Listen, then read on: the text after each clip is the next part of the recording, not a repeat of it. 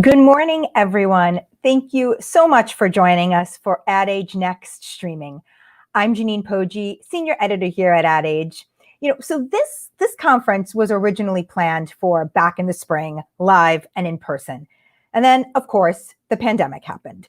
When we were originally planning for the event, we knew going into it that 2020 would be a big year for streaming. But I don't think anyone could have ever predicted just how big. As the country went into lockdown with little else to do, people turned to streaming, and they turned out in droves. Changes in consumer behavior that would have taken a few years were condensed into just a few months. And as several new high-profile streaming platforms roll out in the market this year, the long-held standards of the $70 billion TV advertising ecosystem need to be rethought. So today, Ad Age is bringing together leaders from the media, technology, and advertising space to discuss how to take advantage of opportunities in OTT and target audiences as they shift from linear to streaming. We'll take a deep dive into the AVOD space, discuss how to reach multicultural audiences in streaming, and talk to some leading marketers on how they're navigating the streaming waters. And if you haven't had enough of election coverage just yet, we will hear about the changes in how people watched this historic election. Before we get started, I want to thank our presenting sponsor, SpotX, and our supporting sponsors, Criteo, Dish Media, Facebook, Gamut Total, Lootme, and The Trade Desk. For those of you watching at home, of course, if you have any questions or comments, please leave them on our social channels. We will try to get to them during the course of the program. So we're going to kick things off here. We're going to talk about the experience of launching a new streaming platform in the middle of the pandemic. Joining us is Laura Molen, President of Advertising Sales and Partnerships at NBCUniversal. Hi, Laura. Hi, Jeanine. Thank you so much for having me. And thank you everyone so much for joining us this morning. And of course, to our sponsors. We always love our sponsors. Thank you. Thank you, Laura, so much for being with us. We're very excited to have you. It was certainly a big year for NBCU with the launch of Peacock, first rolling out in beta in April, and then full rollout back in July. Right in the height of the pandemic, you guys were launching this. I'm sure when this was all being conceived and planned much earlier on, before the coronavirus swept the world, there were different plans in place, and you didn't expect to be dealing with launching this high-profile service at this time. Can you talk to us a little bit about what that was like? Sure, absolutely. So, as luck would have it, the plan was always to launch Peacock, as you mentioned, with Comcast in April, and then a national rollout in July. And we worked with getting our sponsors ready and up and running for April. And we really started with them in January after we had kicked off working with our 10, Investor Day with our 10 sponsors. And, no one could expect a global pandemic could hit. But as the pandemic hit, what we saw across NBCUniversal's programming was that consumers were really leaning into all of our content, whether it was news or entertainment. Really, NBCUniversal content was a place that people were going to as like their window to the world. And so we as a company said, we must launch on time and really bring consumers this AVOD free product. What a better time to launch an ad-supported product with a vast library of content. And so, we were so excited to launch then, and we already have over 22 million subscribers to date. And so it's really just such an exciting time for us, and viewers are loving Peacock. How, if at all, did plans have to pivot, once this happened? Obviously, one of the big things was the launch around Olympics, and of course, that was postponed. So what did you have to do or think differently, because of that? So, the Olympics of course, are incredible, and the world, we're so excited to gather around and watch the Tokyo Olympics next summer. But we weren't launching Peacock just on the back of Olympics and 2 weeks of programming. We were launching a vast library of programming, and we have the entire NBC Universal marketing machine to help us launch that. And so we saw, again, consumers were leaving in more time spent viewing, and we used the power of the marketing of NBC Universal to successfully launch Peacock. And it's been really exciting for us to do that. With over a century of building content, it's a place for us to showcase to the world.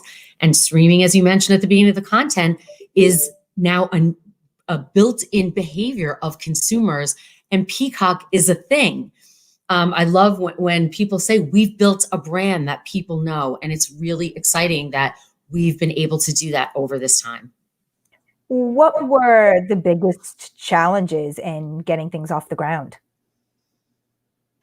Working remotely at first was, can we pull the team together to make sure that we get the deliverables for the 4/15 deadline? But we quickly rallied together and saw that with technology and with the team that we had put in place and the product that we'd building, that we could do it. And so any obstacles we could overcome. We worked with marketers to make sure that their content was ready, and we pulled it off, and everyone was really, really happy. From an advertising perspective, obviously during that time, advertisers were being challenged, across the board. There was, issues, and they were struggling. What were you doing to work with them? Were there any questions around, hey, I don't know if we can do this given the current climate and things have changed a bit? How were you addressing that? We worked with every marketer to make sure that we could help them deliver on what they needed during this time. And so many marketers saw this as an opportunity. As a matter of fact, 9 out of our 10 launch partners just kept moving forward and saying, how do we lean in and learn even more at this, historical moment in time? We did have one partner who was from, a challenged category. And we actually had a lineup of other partners who were interested in joining on, and were easily able to fill that spot. So many marketers leaned in and saw this as an opportunity to test and learn in an environment. And that is exactly what we delivered. So Peacock debuted with, I think it's 10 or so launch sponsors who aside from like the commercial time, also have the ability to help shape the ad model. This is a similar model we're seeing from other platforms that have launched during this time. Notably, Quibi launched with a similar kind of model. What are the pros and cons of this model of having launch sponsors invest, large sums of money to be on the ground floor of a streaming platform? There are definitely some pros and cons there, and it's a big bet to take. So what I would first say is that our partners have been really incredible, leaning into streaming, working with us during this time, and it's paying off for them. We're over delivering everything that we thought, and it's really about building this pristine ad environment, and that's what marketers were looking to work with us to do. And we've done just that. We've built that together, and they saw this as an incredible opportunity. And so, I can talk that we are learning so much, and we are learning together, building all different ad units. We have, we did something where we brought 2 partners together. It's a seamless ad environment where you can do an on-command ad and have consumers talking to their remote control and say, save with Suave, which is our Unilever brand, and Target fulfilled a coupon to consumers, and we had great results. And we worked on how do we make it work together. So there's just so many incredible things. And I would say the biggest thing we heard back from our launch partners, you have the backing of NBC Universal. And we promised that to them. And it was an unbelievable guarantee, because it's a company that is made by great content distribution and advertising. And so they knew that we would deliver for them. And we have so far, and I know that we will continue to. Can you talk a little bit more about like what those success metrics look like early on? You say you're delivering for them, but what does that mean and what does that look like? So, we are right now in a learning period, and we are actually meeting on a regular basis with our launch partners to talk about what we're delivering. And while I can't really talk about specifics right now, I can tell you everything that we're seeing is positive. Consumers will lean into ads. They will get engaged around advertising when you give it to them, in ways that they like it. And with the lowest commercial load, they're getting content they love for free thanks to advertising. You make it look beautiful. Pause ads, which we just launched recently, where when a consumer pauses, a beautiful landscape of a marketer's ad comes across the screen. This is like in programming pausing. So we're doing all of these things for our marketers, and they are really loving it, enjoying the benefits and leaning in. What else can we do? Are there ad models in particular that are outperforming, or things that you're noticing on the onset that are doing especially well? I would say, I'm sorry, you're saying from an ad perspective? Yeah, if there are ad formats, you mentioned the pause ad. Are there other ad formats that are doing well, or things that you're seeing? Solo ads. Consumers love our solo ads. It's one ad brought to you by this marketer, and then you see the marketer's commercial, and you can then watch for commercial free. We're seeing great feedback on, again, the command ad, talking into your remote, asking for things. And the Prime Pod itself, which is just 2 ads, consumers have great feedback about. The clock in the corner tells them how long that break is going to be. And our launch partners are trying new ad formats, and you'll see it'll be 21 seconds for this pod. So consumers are leaning in, they're liking all of that. And the feedback throughout the purchase funnel, they're saying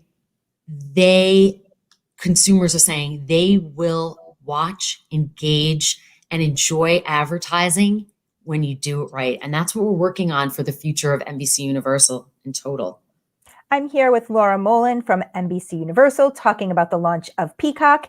If you have any questions or comments, feel free to leave them in our social channels and we can try to answer them. So, what are some of the early lessons and takeaways that you've seen so far?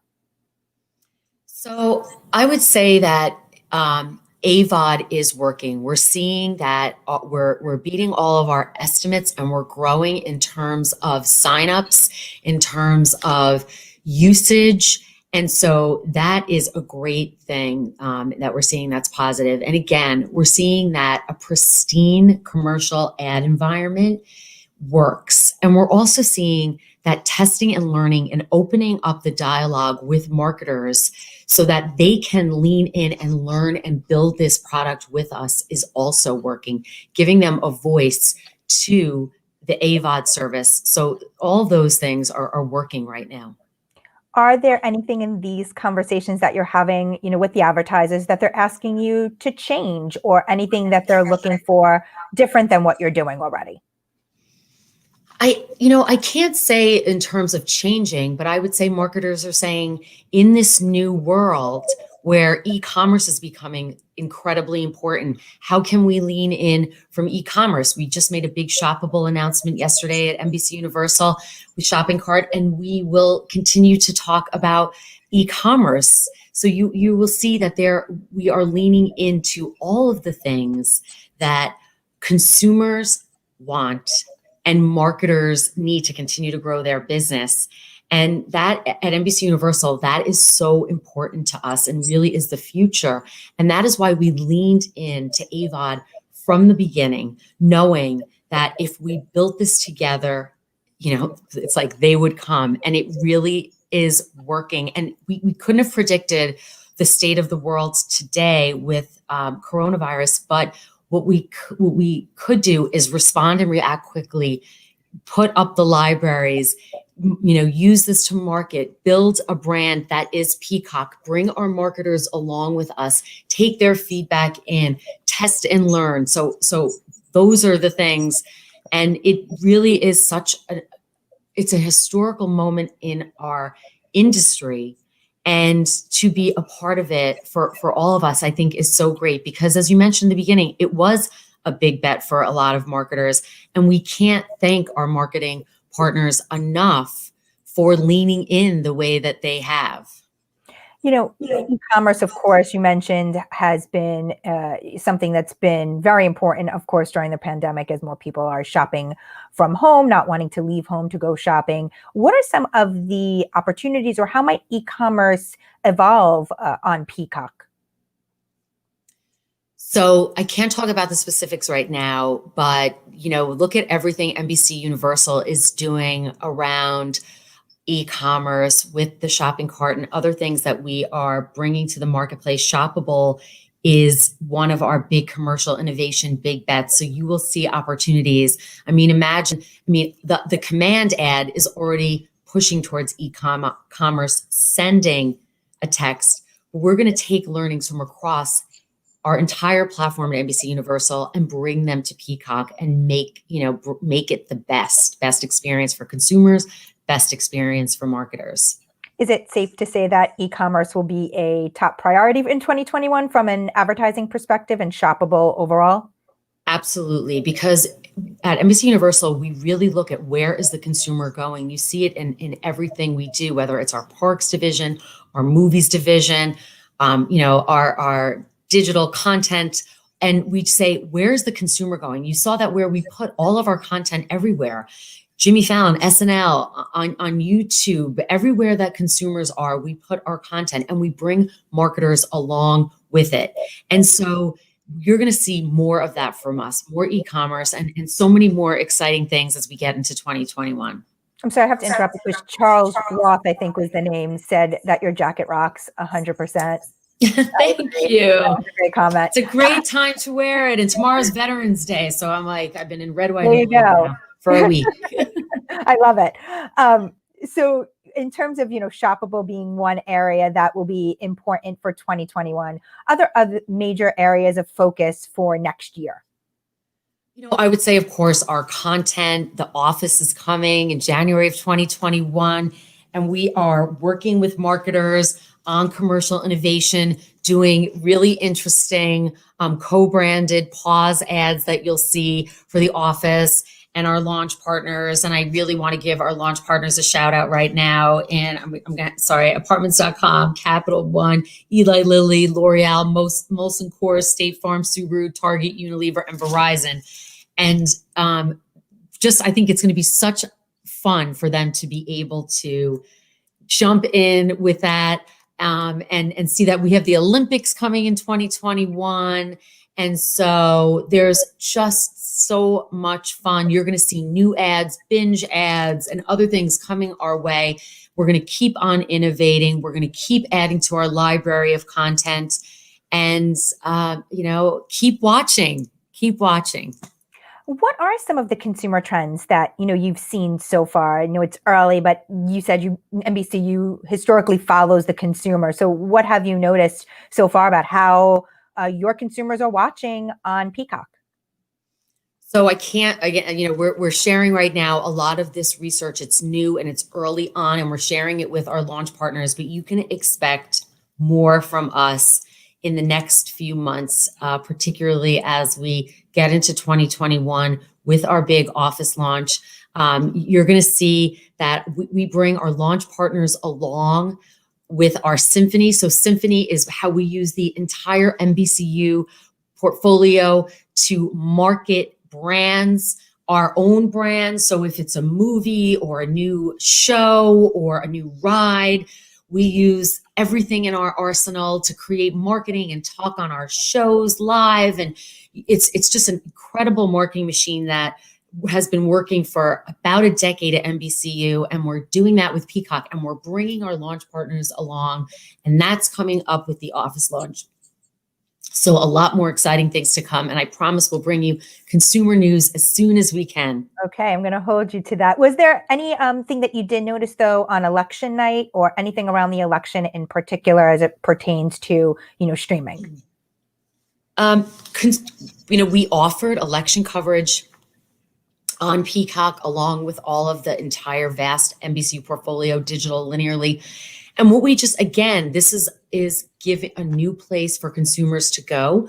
Most AVOD or streaming services aren't offering live sports, live news. I remember telling a client the other day, they they were like, "Oh, I really only watch sports and news," and I was like, "Peacock," and people, excuse me, don't realize that Peacock also has live news. Right. And we offer that. And we're able to bring so much talent that consumers already know in NBC News's great talent. Like one of my favorites, Mika, who is on Peacock. And so bringing a different perspective, because there are many so different NBC News perspectives and talents. So another home for our great content. Gotcha.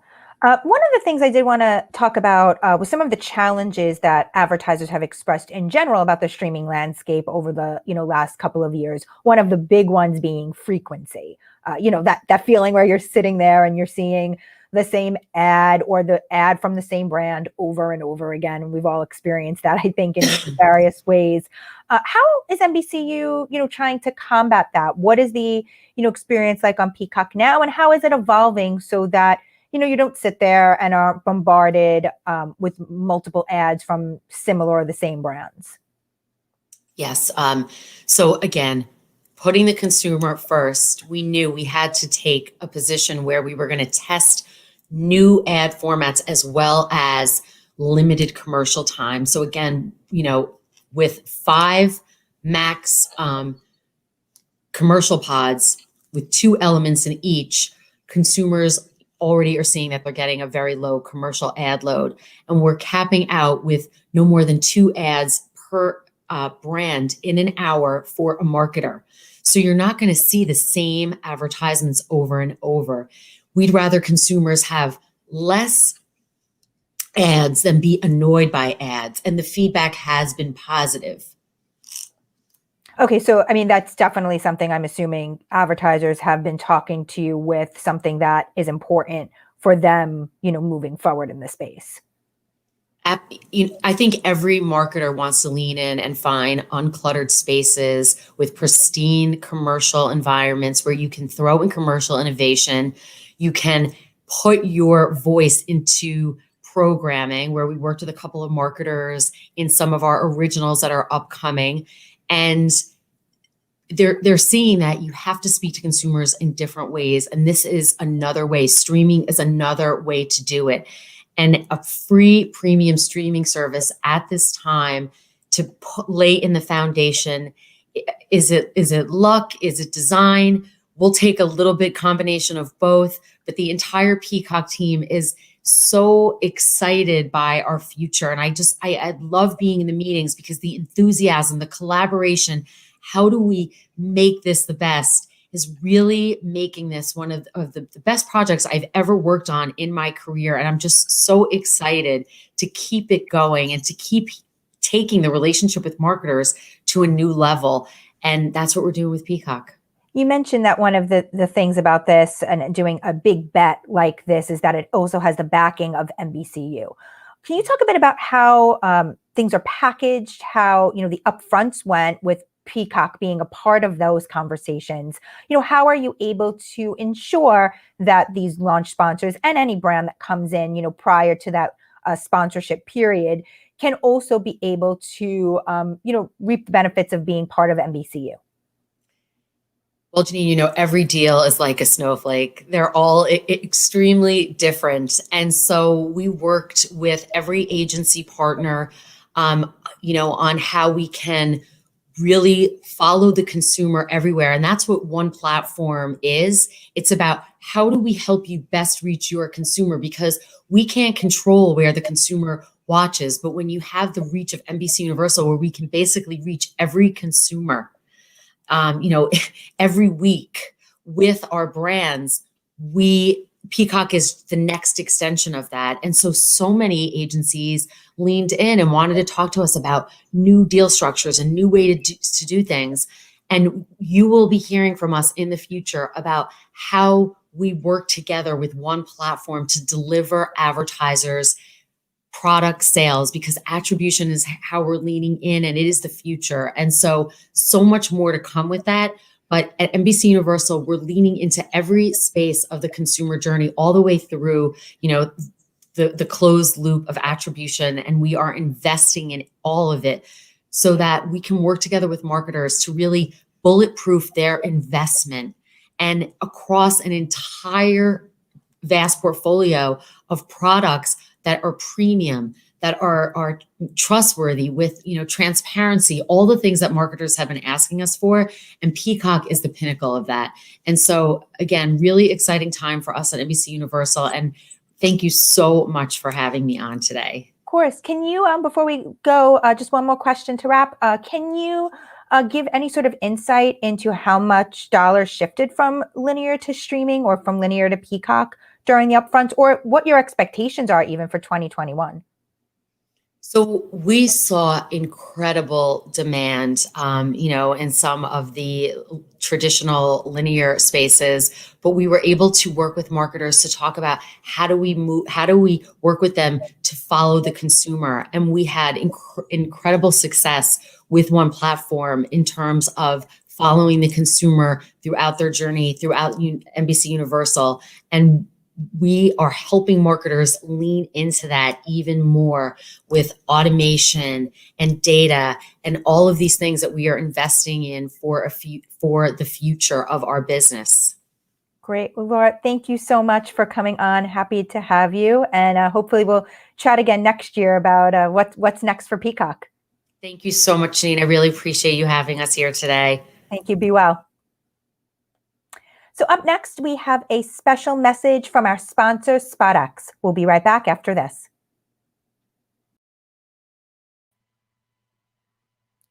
Hi, everyone, and welcome to today's conversation. I'm Josh Golden. Thank you, Jeanine, for that great conversation with Peacock. It was fabulous to see that. While, of course, I'd prefer to be with you in person, I'm happy to have a continued conversation with you all, even though we are virtually together. I look forward to ending this year and having the opportunity to be in person again as we enter into 2021.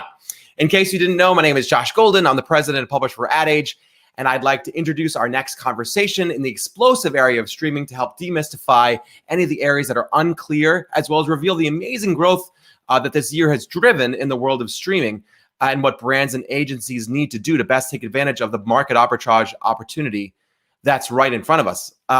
I'd like to invite Sean Buckley, the Chief Operating Officer for SpotX, to join me for this conversation. Sean, thank you so much for joining. Josh, it's great to be here. Thanks so much for having me.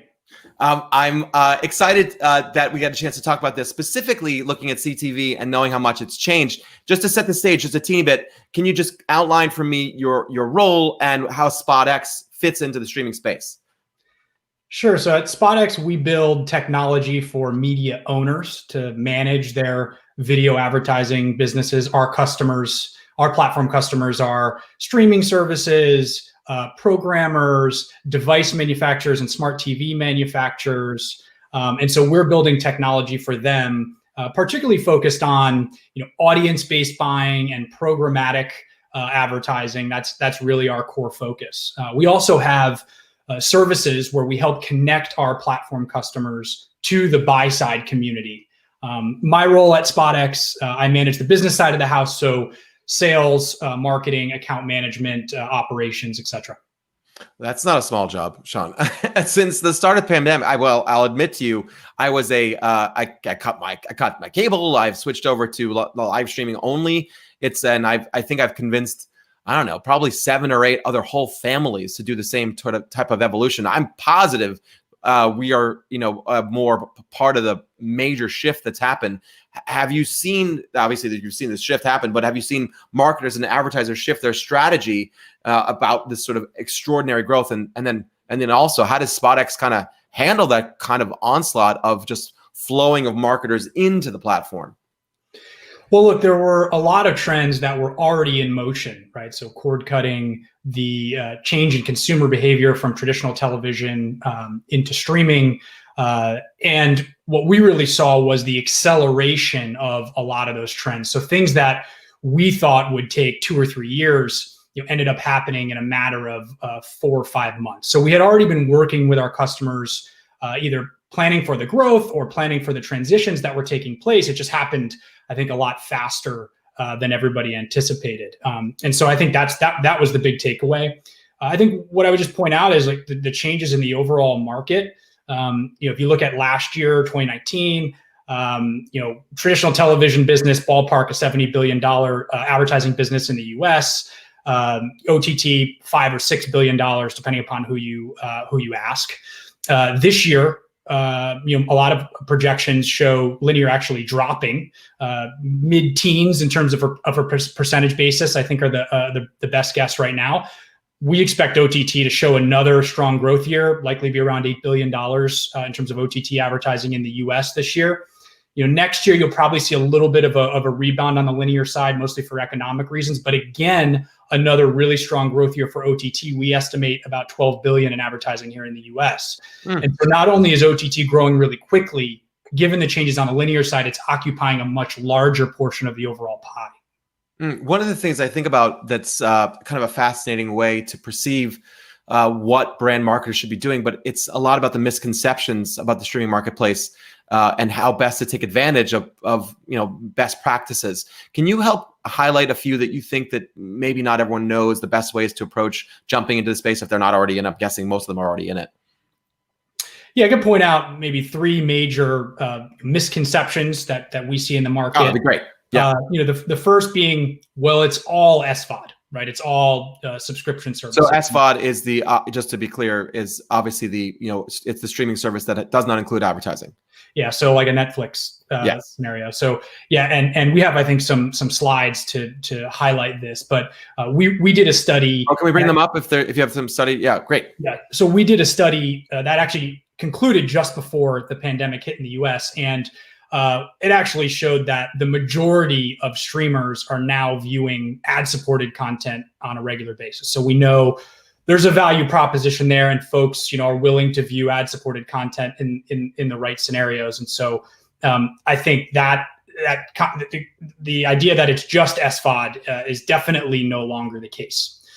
So that would be point one in terms of the misconceptions. In terms of point two, I would say the ages and the demographics. A lot of folks that we have spoken to, feel it's millennials and younger, and that's really the folks who are streaming. Again, in the research that we did back earlier this year, that was not what we found. We actually found a pretty wide dispersion of ages in terms of what viewership looked like, and the average age in our study was actually in the mid 40s. So again, another example where that's really not the case at this point. And I would say third, there's really only one or two, constituents in the ad-supported landscape that matter. We break the market into four distinct cohorts. You have the digital-first streaming services that were built from the ground up with streaming in mind. You have the virtual MVPDs that are bringing that multi-channel linear experience into streaming environments. You have the device manufacturers and the smart TV manufacturers, which are playing an increasingly important role in the advertising business. And then you have the programmers and broadcasters that household names were familiar with, making that transition from traditional television. Inside of each of those cohorts, we could discuss 3 or 4 scaled, meaningful constituents. So it's not the case that they're just 1 or 2 services either.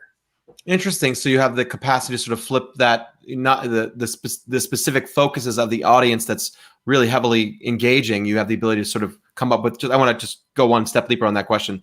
You've outlined specific narratives that you can actually communicate, or how you communicate, or is it methodology, or is it product? What specific? How you define the narrowing objectives? Yeah, we really are focusing on using that framework to just help explain the broader ecosystem. I see. We work across all of those different platforms and services, and so we can provide a lot of insight and visibility into how the market is evolving and who the major players are. Well, speaking of the market evolving, I can't help but ask you a question about the election that's now in our rearview mirror. I'm guessing that there was probably an extraordinary amount of media that SpotX was there to manage effectively, knowing the localized solutions and addressability. But let me, before I get to that, let's talk about, did you see that growth of, of media happen for your brand? And did you have a specific approval process for those ads? Well, look, it's been a busy few months for the team for sure. We knew going in that we felt that OTT was going to play a really important role this year in particular. We saw political activity throughout most of the year. Things really started to pick up in September, probably not surprisingly. In September, political advertising on our platform was up over 900% from where it was in April. And then October was even larger. So it was really meaningful, and the team worked hard to and did a great job throughout the process. Look, at a high level, the way I would explain it, in 2016 during the presidential election, we were talking about business on our platform in millions of dollars. This year, we were talking about it in terms of tens of millions of dollars. And my expectation that is in 24, I wouldn't be surprised if we're talking about it in terms of hundreds of millions of dollars. So yes, we're seeing that OTT is playing an increasingly important role in political advertising. And I would just say on the process question, Josh, we had sort of a multifaceted approach. Number one, our team would review, we have an in-house brand safety and verification team that would review every single creative, and also built a taxonomy around that to sort of label the creatives and help our customers. And then we would then pass those on to our customers so that they could actually watch and accept or reject individual creatives themselves, before airing commercials. So there was a very significant process in place there. That's important to know. Flipping over to addressability, knowing that obviously the market is really, I think the beauty of OTT in particular is allows you to very significantly target, a narrow audience groups. I can imagine, that you have a swing states, speaking specifically about the election, for example, you could focus on heavily. Does SpotX just generically offer the ability for brand marketers to take advantage of that addressability solution? And then also, can you just mention how you handle potential privacy concerns? Yeah, so no question, OTT is the inherent addressability in OTT is just super applicable to the highly targeted nature that you're describing. And we of course have talked a lot about the shift to OTT, but I also do want to mention companies like specifically SpotX. We're also getting involved in the traditional television landscape as more inventory becomes addressable there. Number one, the digital workflow, particularly from the buy-side community and programmatic activation, has a lot of momentum behind it. And so OTT is no longer the only opportunity, although that's a huge opportunity in a growing market, as we discussed. Aspects of traditional television are also emerging, and integrating the digital workflow there is becoming increasingly a reality and has a lot of potential as well. So I did want to highlight that. On the data activation side, we're very focused on first-party data enablement. We started there by helping our platform customers activate their first-party data. As you can imagine, a device manufacturer or smart TV manufacturer or a major media company with scaled consumer relationships have a lot of really valuable data to bring to the market, but they want to leverage it in a privacy compliant way, and also a way that aligns with their business so that they have control over how that data is used. And so activating the data through our platform has been quite a popular way to bring it to market. And then also getting increasingly involved with the buy side in terms of helping them with planning and forecasting against their audiences. That's been a huge growth area for us as well. Can you, Sean, share a success story about a vertical? It's very few times I get to hear specific brands, so I'm guessing you can share a vertical. But if you can share a story about a brand that has really taken advantage of streaming in a different way that perhaps a brand marketer or agencies that are listening could potentially benefit from. Yeah, I mean, during the pandemic, we had a really good case study out of the QSR space, Zaxby's. Oh, the brand name. So yeah, and for those who aren't familiar, Zaxby's is a fast casual restaurant chain, operates primarily in the southern U.S. Okay. And has over 900 locations. So quite a sizable business. Historically, focused very much on live sports in the linear space. And given what occurred, early on in the pandemic with sports essentially coming to a screeching halt, I think they needed to evaluate, okay, what do we do here? And I think obviously the pandemic had a pretty substantial impact on their business as well. And so we worked really closely with them to understand, okay, what's happening across the OTT ecosystem? Where are those eyeballs going? And there was a clear trend towards streaming, but we have a unique viewpoint, unique insight into the broader ecosystem in terms of how things are evolving. And so we worked closely with them. While other brands in the QSR space were pulling back, they made a substantial investment into streaming. And we identified actually the gaming and the esports space as somewhere the eyeballs were moving based on their historical media investment and the audience that they were looking for. And so this was a huge success story. Following the campaign, they saw sales rise 36%. And I think it really highlighted the value for them in terms of what OTT can provide.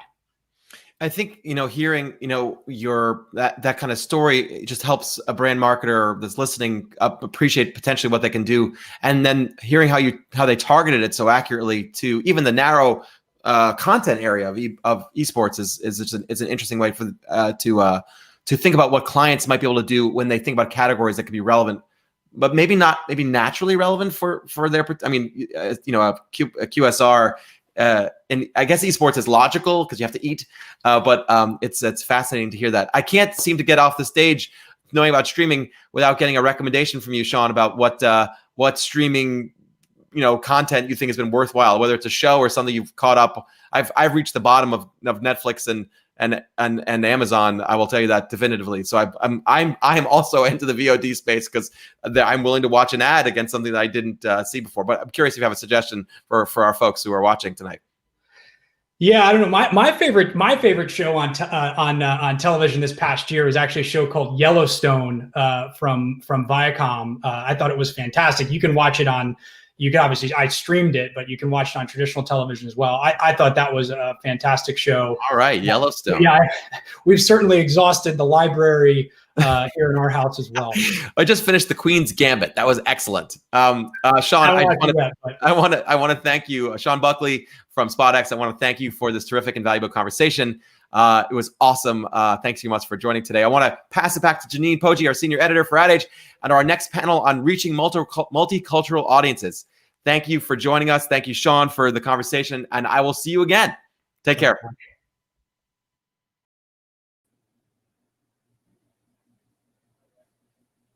Thank you, Sean and Josh. Great conversation. So we're going to turn the conversation to look at multicultural audiences. We've seen multicultural audiences moving to streaming services in search of more diverse content and more diverse voices. And now more than ever, it is essential for marketers to find those audiences, meet them where they are, and speak to them authentically. So up next, we're going to hear from some of the streaming services targeting these audiences about how marketers can better reach these consumers. I'm joined by Henry Embleton, head of ad products and revenue at Crunchyroll, Quincy Newell, founder and CEO of 2114 Media, and René Santaella, executive VP of digital and streaming media at Estrella Media. Hello. Hi, how are you? Hi, everyone. Thank you so much for joining me today. Good, thanks for having me. Thank you. So I just want to remind our audience, if you have any questions or comments during this conversation, please post them to our social channels and we will try to get to them and answer them. Henry, I'd like to kick things off with you. During the pandemic, we've seen lots of changes to consumer behavior. What audience trends have you witnessed since the start of the coronavirus? Well, thank you. Thank you very much for having me, and I appreciate the opportunity to speak with you. We've seen, like all other major streaming services as well, we've seen quite a significant rise in consumption, obviously brought about by the sort of the lockdowns and the restrictions and the isolation that is everyone going through. So we've seen sort of an overwhelming sort of layer of engagement on top of the already great engagement that we had, and obviously that's obviously sort of a very interesting sign of the times. For those who are not familiar with Crunchyroll, of course, high profile in terms of anime content and the likes. Can you talk a little bit about that market in general, like just what you've seen in terms of trends and content that people are looking to watch? Sure. So again, for those who aren't sort of familiar with it, sort of Crunchyroll is, I think the easiest way to describe it is the sort of like is the anime destination. You know, we have 70 million registered users, over 3 million subscribers. We have the option to pay for it and pay for a subscription, obviously, and get no ads or get it for free with that. And the idea of obviously is we are the destination, the community for anime and our anime fans and our audience. So really, what we've been sort of, what we've sort of seen and what we've noticed is, as I say, is just the level of engagement really has engaged, as particularly as everything has gone virtual, has gone digital. We very much sort of pride ourselves on super serving our audience. So we don't just have, a streaming service, we have a games division, we have an events division, we have obviously sort of, a merch business as well. And we've just seen sort of while people have been isolated at home are looking for sort of escapism. And that's very much what we offer is for our community. Have you had to pivot at all during the pandemic to reach those audiences in new ways that perhaps prior you weren't? I wouldn't use the word pivot. I think we've certainly been sort of very much sort of going down the path that we've been on. I think if anything, we've had to accelerate going down that path in a way. So I wouldn't really call it a pivot. I'd more call it an acceleration. But we've been really focusing on just focusing on that core anime audience, those who are interested in escapism, fantasy, sci-fi, action, adventure, and very much sort of with the distribution, particularly in the rise of CTV, that just continues to explode and continues to grow, along with obviously sort of many other sort of areas of our sort of our community that we have. René, you're just joined not that long ago now. What has it just been a couple of months at this point, the company? Yeah. I'm still using the new guy card at work. How long can you drag that one out for, you think? Not long. It's moving too fast out there. But in fairness, when you join a new company in the middle of a pandemic, I think you have like multiple cards to use at that point. That's true. So since you've joined, what types of content have you seen resonating with consumers? What has the company been looking at as it relates to consumer trends during this time?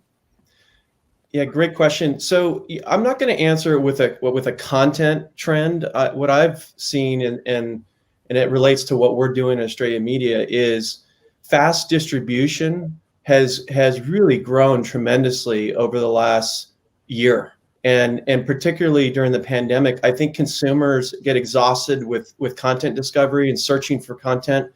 And it's a lean back experience to be able to get this live linear TV experience where everything is programmed for you. You don't have to worry about it, and you can flip channels. Incidentally, it's just like linear TV. So I think that's been working really well, and that's been a part of the strategy that we've been doing in Estrella Media. We've launched Estrella TV and Estrella News through fast distribution with many great partners. Has Estrella seen new consumers come in, new rates of adoption? What have you seen there? Yeah, so look, measurement and tracking is a whole separate issue, but we believe that this is an incremental audience. This is not necessarily the same audience that we're going to get with linear television or on radio. We think that we're reaching a Hispanic population, which, by the way, has been, responsible for half of the growth of the last decade and is now 60 million strong. And so there's a lot of eyeballs out there, and getting this reach on devices where are available to everyone is really important to us, and also provides value for the consumer and our partners. So these are consumers who aren't necessarily watching, linear TV or in other places. Are these unique consumers that you're seeing come in, or just what does that sort of makeup look like? Yeah, look, I think there's some super fans. They're going to watch your content however they have it, and if they have access to linear TV, they'll watch it that way, and then they'll stream as well. But I also think that there's a large population that is not watching that way, and you want to be able to cater to all of the eyeballs and all of your consumers. And so, what amount that is, that's to be determined. we're just starting to get into that part of the measurement process, and that'll be something we'll know more in 2021. Quincy, you're very brave. You're launching a new urban multicultural network next year. Pandemic be damned. What can you tell us about that? Why is this the right time to launch? Well, I mean, the right time, is there a right time? It's just a passion. We're looking at the demographics of the United States shifting. Stats say by 2055, it's going to be majority minority. Currently, I think in 2017, the multicultural people of color demographic number was about 40% of the population. So we see the trend of, basically what our consumer will be in the future. And for me, it's, can we create an environment or a destination where we represent the, kind of the experience of the population of people of color the way that it actually is. And also, kind of tap into the shared mind space, right? We have, we talk about popular culture, urban and / AA culture has driven global trends for many years. And we're at a stage where, we have a generation that has grown up kind of sharing interest, lifestyle, passion. And what we're looking at is, how can we, create a destination that speaks to that, but also taps into that shared mind space. So, who is the person that you're really looking to bring in here? What space are you trying to fill that perhaps doesn't exist in the marketplace right now? Yeah, I look at it a little bit differently. We have, kind of the niche. We talk about niche kind of in buckets where we say African-American consumers, like this, Hispanic consumers like this. I'm looking at it from more of a psychographic perspective where, I'm a hip hop generation kid. I grew up on hip hop music. If you look at the global, kind of, consumer, they have grown up on kind of hip hop culture. And there's a lot of folks that kind of live in that atmosphere, that universe. And what we're trying to do is say, hey, what you share an interest that is derived from Black culture, African-American culture, but you share in that interest, we want to speak to that. When I think about shows like Rami or Dave or Atlanta, or, quite frankly, Entourage, those share something. The audience kind of share a culture. They share a cultural interest. They share a lifestyle interest. But those shows are told through a specific lens. But they can live in the same space, and that audience has crossover. So I'm trying to kind of walk the line of saying, hey, how can I find and curate a destination that speaks to that interest, but also kind of taps into that shared mind space. What is the plan timing for launch? We're looking at Q1, end of Q1 or top of Q2 2021.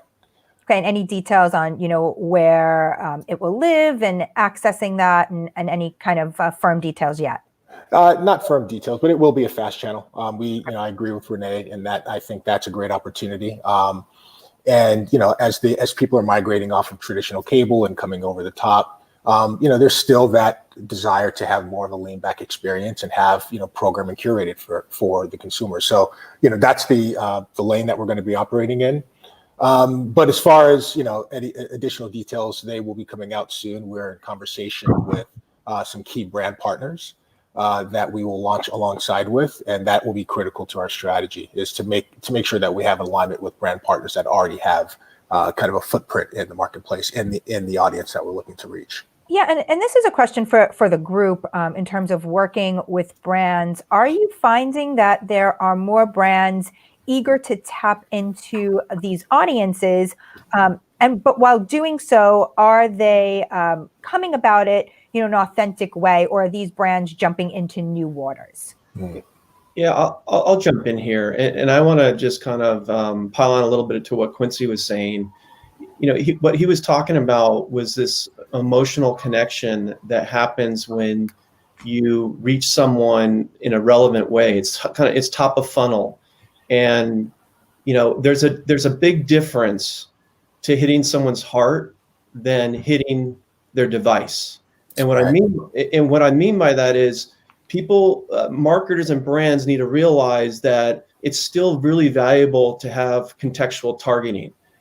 Don't go all in on addressable and trying to reach that way through technology, because when you think about Hispanics, they identify with Spanish language, they identify with their culture and celebrating with friends and family, and they're very social.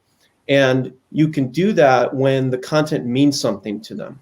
And so that's my advice to a brand or marketer, is to don't forget about that emotional connection that is top of funnel. That's really important. And these are like basic marketing principles that have been tried and true for many, many years.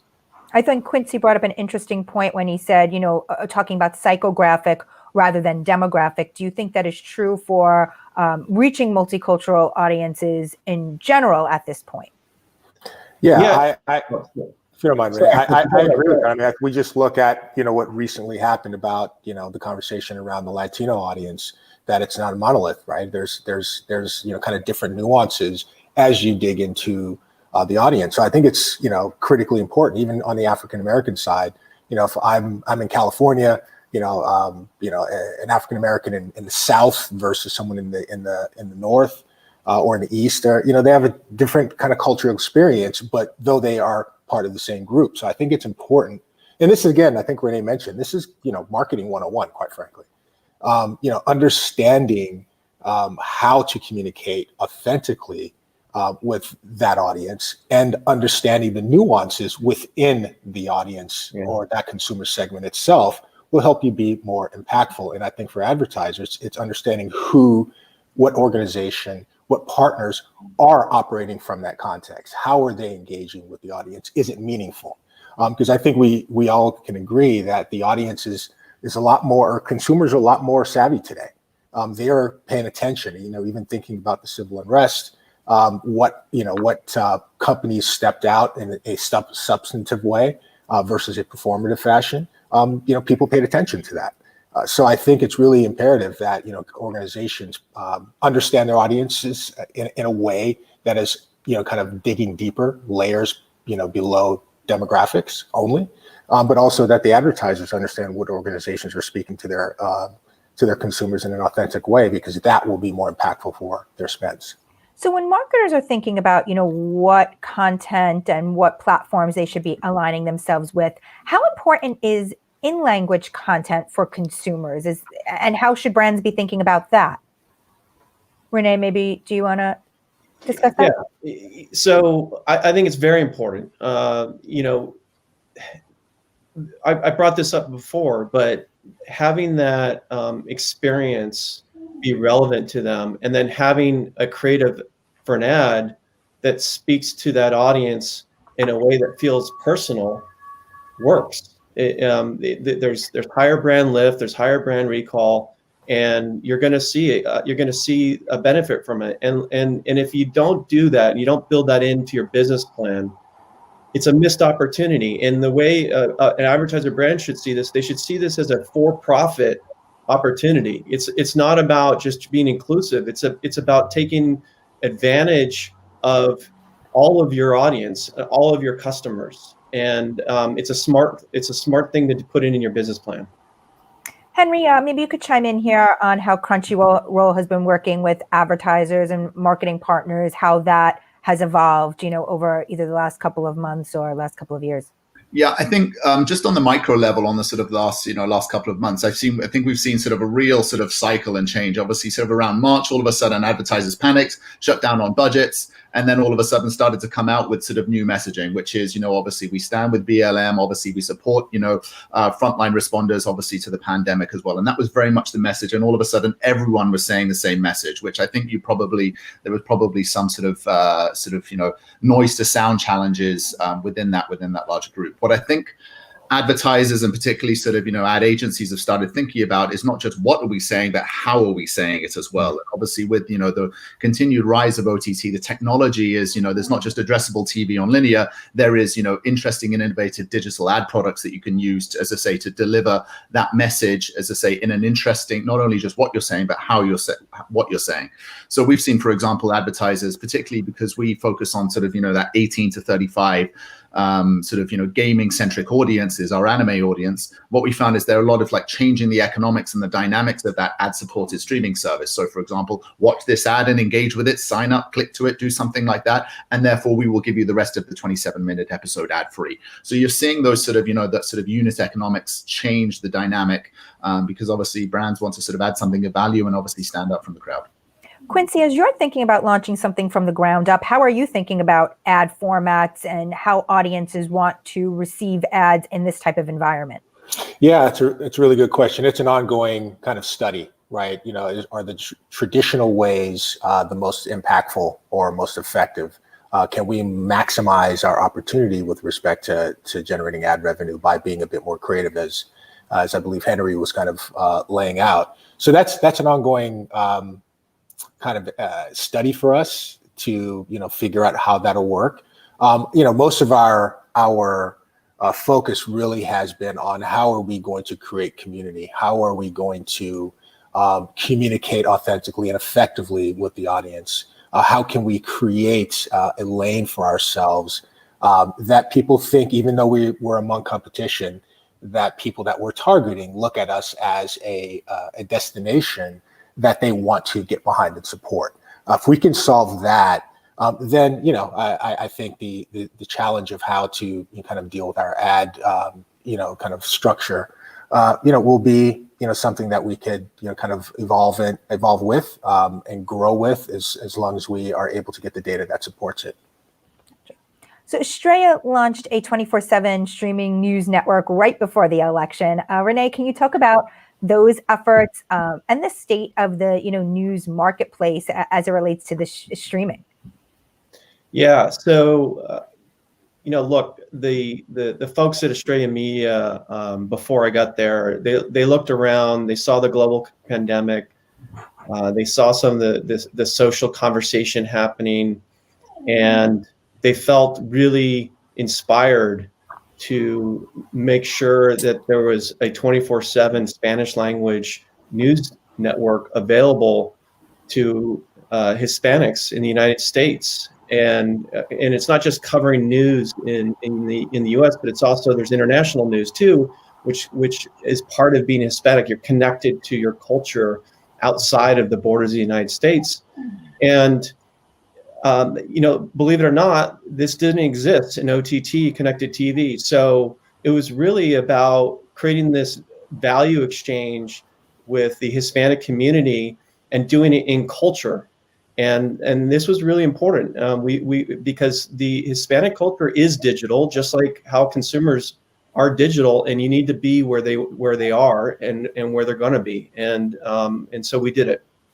And joining the company just last month, what opportunities did you see, like when you took the job in the direct-to-consumer Spanish language marketplace?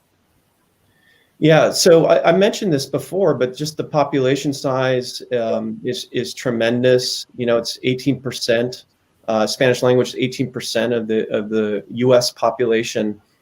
And when you combine that with the Estrella Media studio capabilities, we're creating over 4,000 hours of original programming, entertainment, news, sports, around LAFC and LA Charger games. And when you add that to an expert Spanish language sales team that is already in the marketplace selling linear TV and radio, it's kind of a no-brainer to be in the direct-to-consumer streaming video and audio space, and so we're really excited about it, and I think that this is just the start. Why is it important, and this is for the group, looking at this from an AVOD versus SVOD, perspective, ad-supported versus subscription, why is, the ad-supported model, do you think, one that will be sustainable long-term and one that you think people are willing to gravitate towards? Do people want to watch commercials in these environments? Are they more likely to do that, or are they more likely to pay, a monthly subscription fee? Quincy, maybe you can discuss some of your thoughts when you're thinking about, launching this platform. Yeah, free is good for a lot of folks. I think we're seeing the kind of the growth of AVOD being simple, that we're, as a consumer, for the most part, kind of conditioned to deal with ads. And the way that ads are kind of shown today, it's like you're not necessarily stuck watching an ad in its entirety. You can kind of move past an ad if you choose to, and you have options. So I think it's really about kind of the experience, and also the fact that folks that are kind of cutting the cord, and they don't want to spend the money that it costs to have multiple subscriptions in order to get the content that they want, the complete universe of content that they want. You'll opt to kind of, I don't want to say visit and experience, but not have a full commitment. AVOD services, and for that you're willing to pay the price of watching partial ads or ads in their entirety. So it's an economic question to some degree. But at the end of the day, we have kind of a fragmented market, really, even though we have multiple services that have great content. If I wanted to, as I'm thinking from an African American's perspective, if I wanted to cobble together, my best shows I'd like to watch, I might have to have 5 subscriptions, right? Or if I have the opportunity to, watch something on this service that's free, watch something on this service that's free, and have my full experience, kind of aggregated together through kind of multiple destinations, the best option for that is an ad-supported option. So I think ad supported will continue to grow, and especially as cord cutters kind of shift over and they want to have a similar kind of lean back experience. AVOD would be I think the first choice. Henry, what is the appetite from the anime audience to watch ads? Yeah, I mean, the appetite is, it's a dangerous question to say, what is the appetite? How hungry is anyone to consume any ads? It's interesting. I think the previous point just you made is like, we're talking about cord cutters. I think in our world, in our sphere, if you look at the demographics of our audience is predominantly cord nevers. So we're not sort of, we don't have to go into that dynamic and that equation of sort of like, I paid for it and then I got it with ads. Now it's more of a case of the cord nevers grew up on YouTube, grew up expecting free content. And as obviously to the previous point, the fragmented subscriptions, the expectation now from a consumer, because there is so much choice, it will be, my expectation is that this will be free. Sure, I'll swallow it with ads. If I like it, I will stick around and you have my attention. And then it is your job to obviously show value that this justifies the subscription price and moving it up. And obviously there's only so much carrying capacity of subscriptions that we can have. So AVOD will obviously always be sort of that good front porch. The way we think about it, and why it's so important for that sort of niche verticalized streaming service in Crunchyroll and anime is, before video on demand, it used to be DVDs. And with DVDs, you'd either have to go to Blockbuster and rent them or go and buy them, obviously, from a DVD distributor. So AVOD has really sort of been that sort of ability to sort of, shift away from buying DVDs and just try sort of, easily on demand, obviously, for a small cost of your time. I think the one thing that will begin to happen as sort of this AVOD world becomes more commoditized is just the unit economics, and justifying building an AVOD only streaming service will become challenging for some sort of for some streaming services. So that's why it's important to sort of super serve that audience and obviously monetize them from many different multiple revenue streams, either subscriptions, ads, merch, events, games, and all those kind of things. Gotcha. Scale, of course, is important for any marketer. How are you all thinking about building scale, and how important is that, moving forward? René, maybe you want to talk about like the scale and importance for brands. Yeah. So look, I think it comes down to how are you optimizing content discovery, and that is essentially the most important area to figure out. And so how do you do that? Because if there's enough content, let's assume there's enough content available. Now, can your customer find it?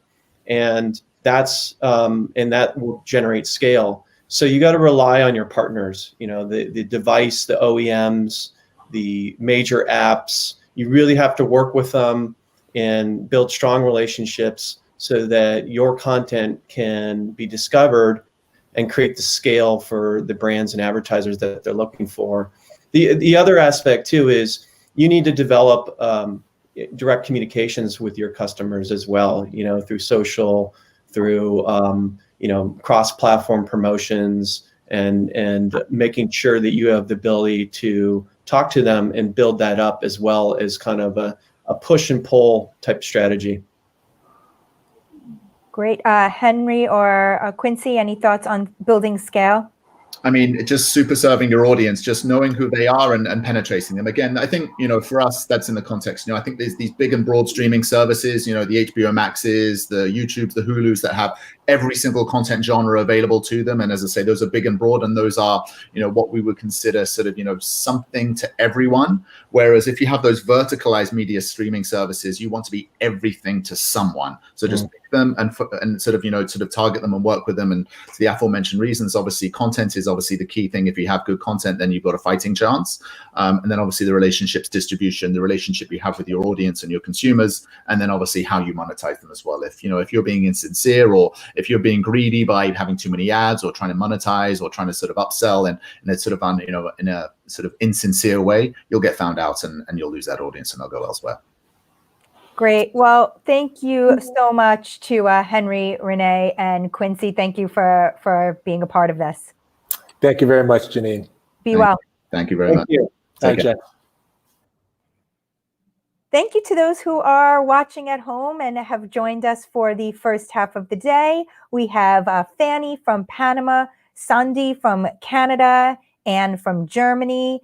We have Natalie from Spain, Terry from Michigan, and Lillian from California. Thank you so much for joining us. And as a reminder, if you have any questions or comments for our following panels, please leave them on our social channels. And make sure to sign up for Ad Age's virtual CMO conference, which will take place on December 8th. We will have executives from brands including Coca-Cola, Citi, and Frito-Lay, who will discuss topics ranging from in-house agencies and media planning to how best to structure internal teams to deal with the changing consumer environment. You can register for this at adage.com/nextcmo. And here's a quick look at what we have coming up next.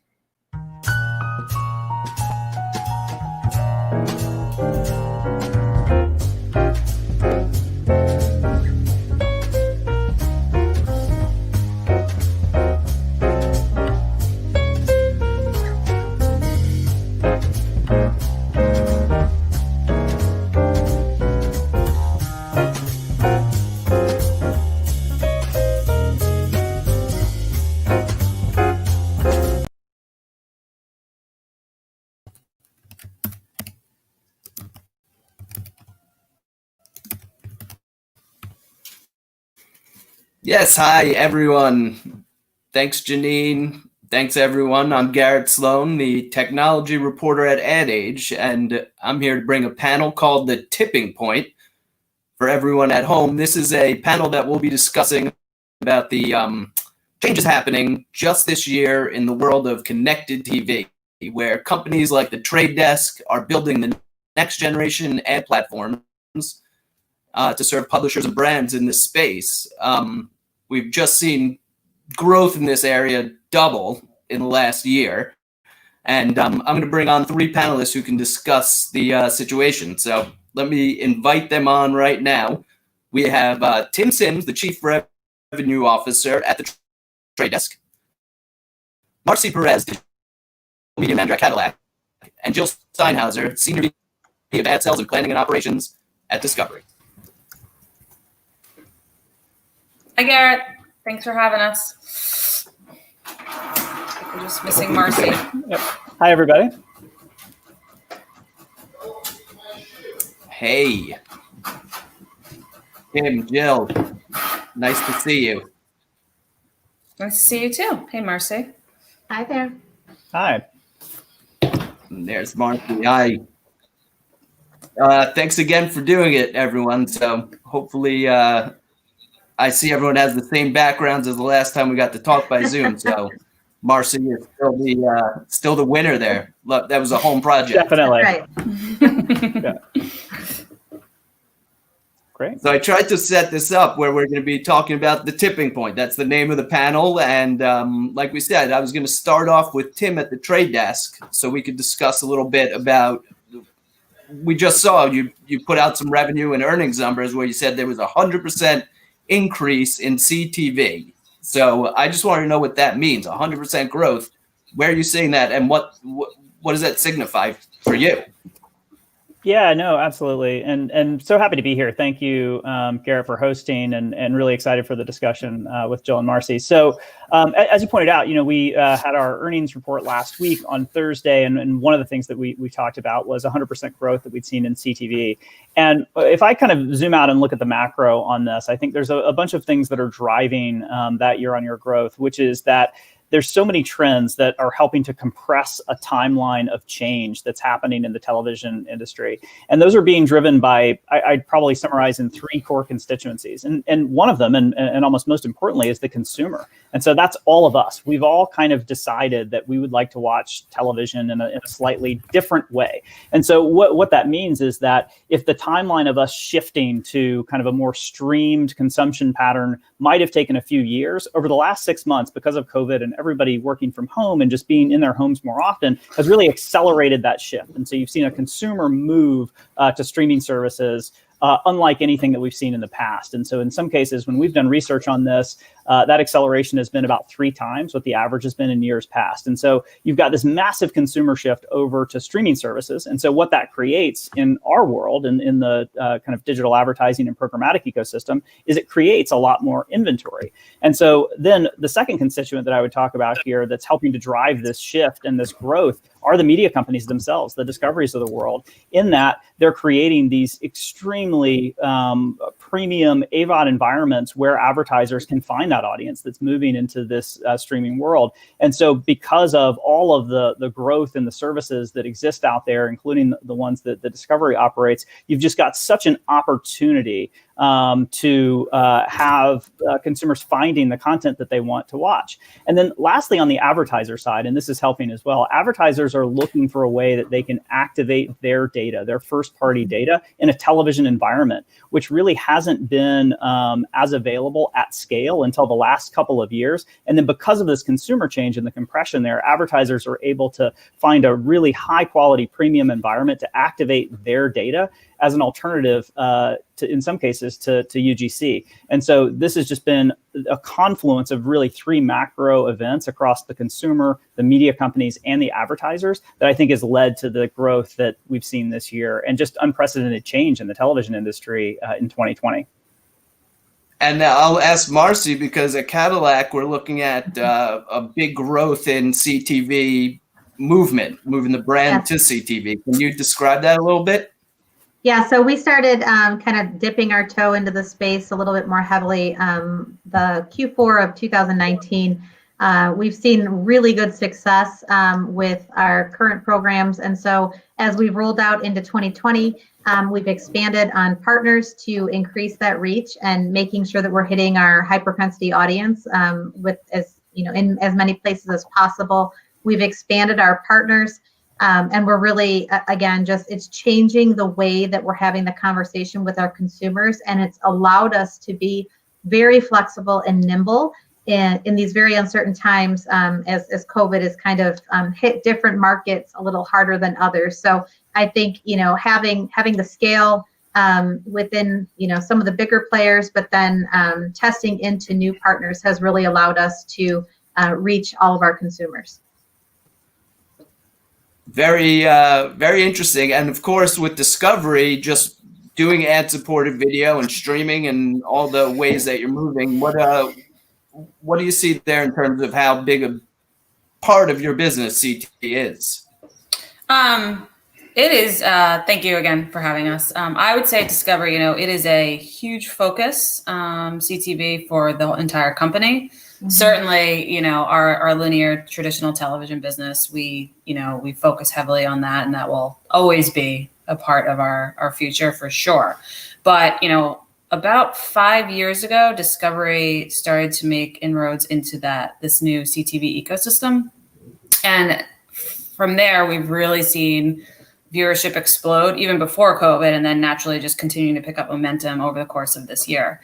Happy to report that, we were there pretty early in terms of understanding the platform So not only do we look at CTV as a platform very closely and how we want to manage said platform, but we look at the content that appears on that platform, right? We want to make sure that the fans of Discovery's content can find it, whether it's on a traditional linear screen, on your connected device, on your mobile device. But CTV has very much been a large audience for us. All of our networks are carried on a device, multiple devices, and we feel very bullish about its future.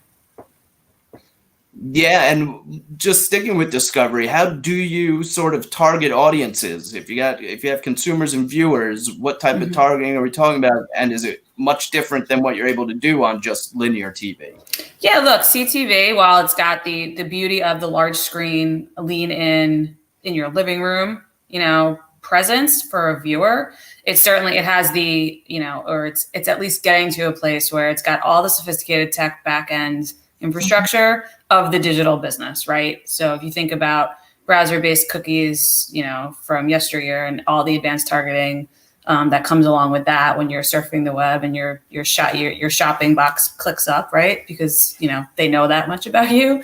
CTV has really matured very, very quickly in terms of the data that you can glean from audiences. And then to Tim's point, what data a marketer like a Cadillac can bring to target its users on a Discovery connected device app. So you can target people, you can target content like you always do. If you wanted to day part, you can target on CTV. You can target geo, which is obviously coming off this last election cycle, was very important for the political ad dollars that we saw. So, you definitely get more options from a targetability standpoint in CTV than you would from traditional TV. However, it is no small feat to maintain that targeting capability. And it takes a lot of engineering effort on the back end to do so.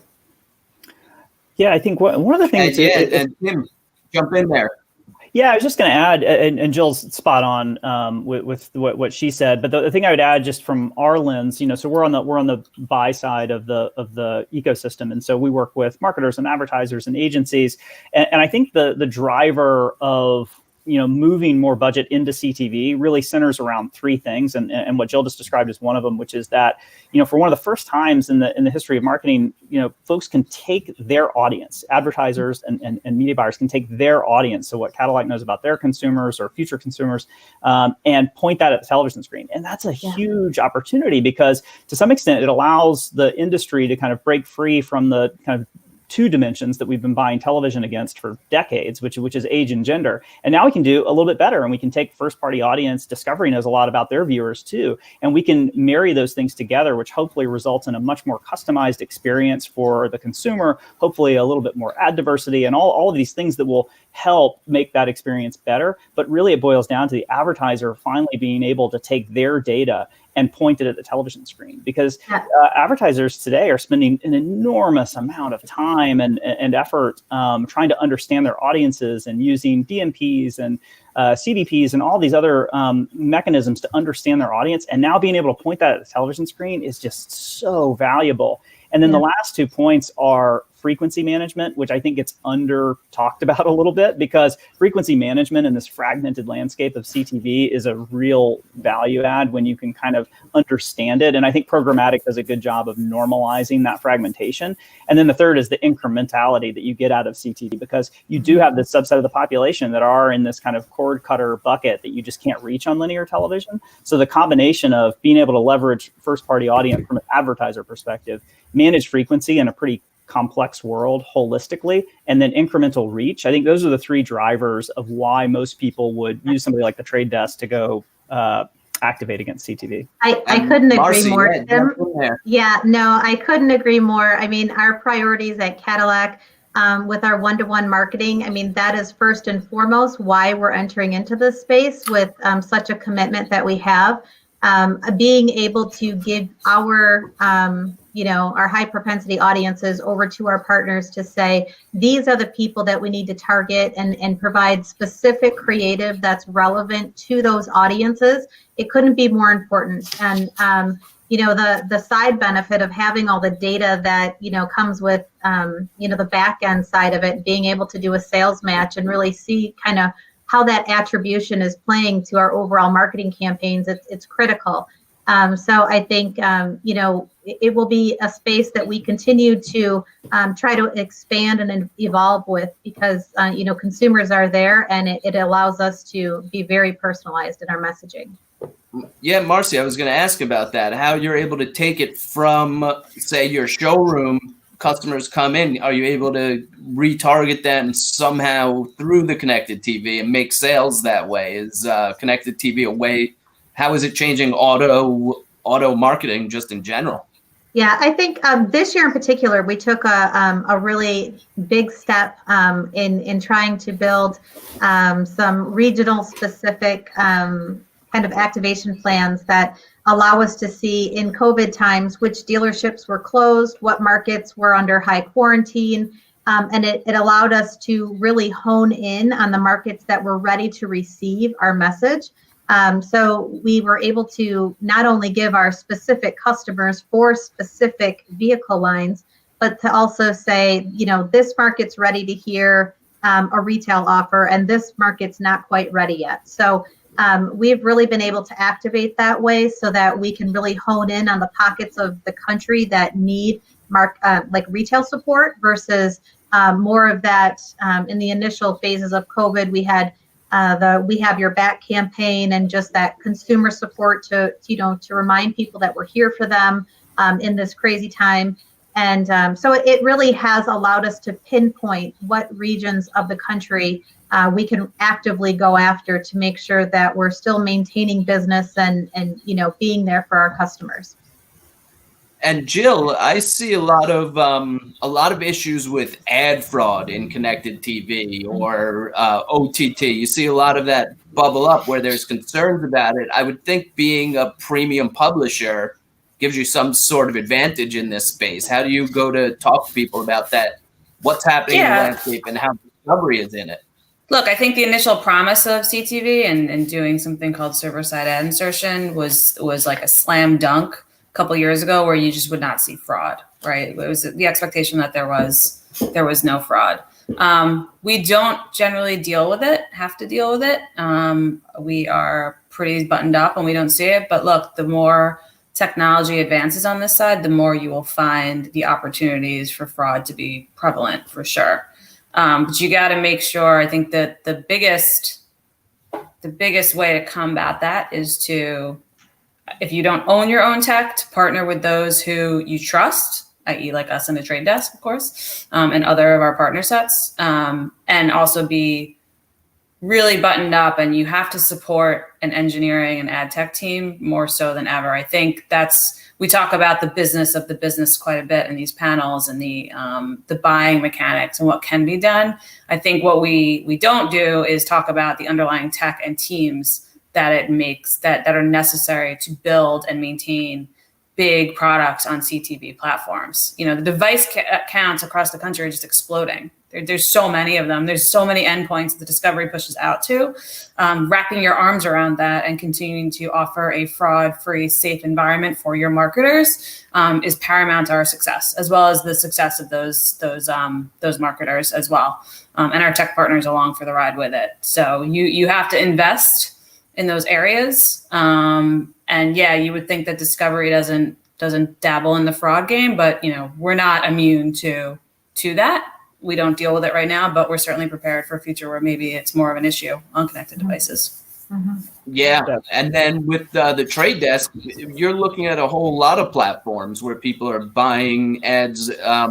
You hear about walled gardens and who's got access to what inventory. How is the landscape just shaping up in terms of who you see as the major players and how Trade Desk can sort of cut through and give some overview? Yeah, I mean, I think our strategy as far as like how we have navigated the connected television ecosystem is much the same as it's been always, which is that I want to work as close to the content as possible, right? I want to partner as closely with Jill and content owners as possible, because the reality in the CTV and just the television business in general is that the content owner is going to control the majority of the ad rights and the distribution downstream from themselves. And so when the Trade Desk partners with Discovery, we buy inventory from Discovery in a device agnostic way. And so it's very easy to kind of get overly complicated about like, well, what about this device and what about that device and what about when it's on this other platform? We just try to simplify it as much as possible and say, well, we've partnered as closely as we possibly can with someone like Discovery. And when we partner with Jill and her team, we're buying Discovery across every single device. So we can buy a Discovery impression on any device, a Roku, an Apple TV, or whatever it may be. And that just, I think, reduces the complexity, because the closer to the source that you work with the content, then the cleaner line of sight you're going to have into everything that they do. Because the CTV industry, like from people looking at it from the outside, can look really complicated because there's so many options and so many devices. But at the end of the day, I don't think this walled garden concept will be able to permeate the CTV industry, because the content itself is extremely premium and extremely expensive to produce. And so as a result, you have the amazing content producers like Discovery who are going to make sure that they avail themselves to demand in a direct way, like I discussed before. Like, I think this walled garden concept works really well when your content costs are kind of next to zero, which often you might find in some of the kind of folks that we refer to as walled gardens today. But when you have and are producing premium content and high quality content, there's a cost associated with that. So I don't think that lends itself very well to a walled garden kind of concept, if you will. But back to my original point, we want to work as close to the content providers as possible. And I think, Jill and I have been partnered together for now 3 or 4 years, and that I imagine will continue across the entire landscape. Yeah, for sure. Go ahead. You want me to add on to that? No, look, we are the content owner at Discovery, and there's others like us, and we work with other platforms and distributors, which is no different from, the traditional linear business. It's complicated, and you have to be really transparent with your buyers so that they understand where Discovery's content lives and who they're buying from and what they're buying. So that's a conversation we'd like to have regularly. There's nothing covering it up. Like, yes, our content lives on Hulu and our content lives on Roku, and who owns the sales rights. You have to be very, very forthcoming about that. But at the end of the day, if someone wants to buy Discovery, they have to come through us, be it in a traditional direct manner or through a programmatic channel, like through Tim, which is something that we've been doing for a couple of years and partnering closely. But yes, I do believe that very close one-to-one relationship that we have with companies like the Trade Desk is very critical to maintain the levels of transparency that we do in the marketplace. Yeah, and I just to add to that, I think it's going to get to that point. There's content that's being served across multiple channels, and that's where the fragmentation and how our agency partners are helping to develop our strategies is really critical, because as an advertiser, one of the I guess issues that we're looking to help solve is how do we reduce the frequency within multiple platforms that are serving similar content across. So you might be on Roku watching Sling, and the inventory is selling on both platforms. So from a consumer perspective, you're seeing a commercial spot, back to back oftentimes. And so it's a real challenge, and we're trying to, as marketers, figure out how do we best tackle that, and how do we ensure that from a consumer perspective, you're getting the best experience without seeing a commercial 4 or 5 times in a row because of the way that the inventory was purchased. So I think it's a real challenge, and we've tasked our agency, and they're tackling it for us. And I think it's something that we're going to have to continue to refine and get better at as content is shared across multiple platforms. Yeah, that's a great point. What do you think that is, Marcy, on that front? If you're seeing the same commercial over and over again, is that just a function? Are there enough advertisers bidding on space, so only a few advertisers are just getting the space, or I think it's a combination of things. I think it's probably different platforms having similar access to the same content. I think it's maybe that there aren't enough advertisers in the CTV space. So, maybe they're running the spot multiple times. I think it's there's probably many reasons why that happens, but it's something that at Cadillac, we're diving into pretty quickly here, because, I think we always think customer first, and as our one-to-one marketing continues, that's one of the experiences that we want to make sure is not a negative one for our buyers. Yeah, you've got content owners putting content across multiple devices and endpoints and distributors for sure. And that's on the content owner and their partner in the distribution space to make sure that the channels are clear and that you don't create an environment where you're tripping all over each other. We're not there yet as an industry. That is that is something we all have to figure out. It's not just on the content owners, it's on the platforms. But then on top of that, which is I think is a good thing, that advertisers and marketers like Catalog have the ability to buy directly, but also through multiple automated pipes like Trade Desk and others. It's a good thing because you may be using them for different things. But if you're coming through multiple endpoints and landing on that same content, that could also create the friction. So I think the beauty of the digital business has always been the flexibility and the choice for both sides, buying and selling.